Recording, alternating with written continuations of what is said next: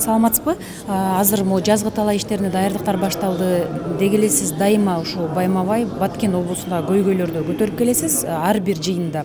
Азыр ал жакта жагдай, даярдыктар кандай экен, абал, шайлоочулардын кайрылуулары кандай маселе өңүттө болуп жатат? Абдан жакшы суроо. Бул эми азыр өзүңүзгө белгилүү болгондой, биздин Баткен областында жаз эрте келет.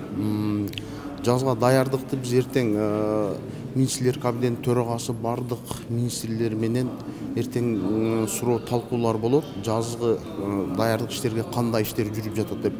Ошол эле учурда жер семиртиш иштер, үрөөндөр боюнча дагы бизге толук кандуу маалымат беришет.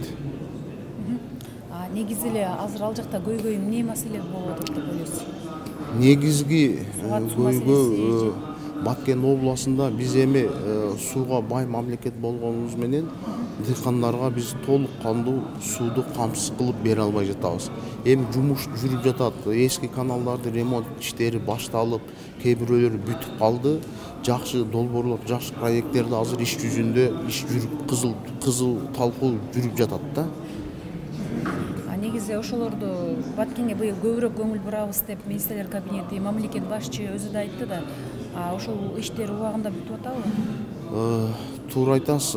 Баткен областыга өзгөчө макам статус бергенден бери бир топ жакшы чаралар жүрүп жатат. Урматтуу президент Садыр Нуркожоевич жакшы демилге көтөрүп, өзгөчө көңүл бурулуп, толук кандуу биздин элибизге жардам берилип жатат.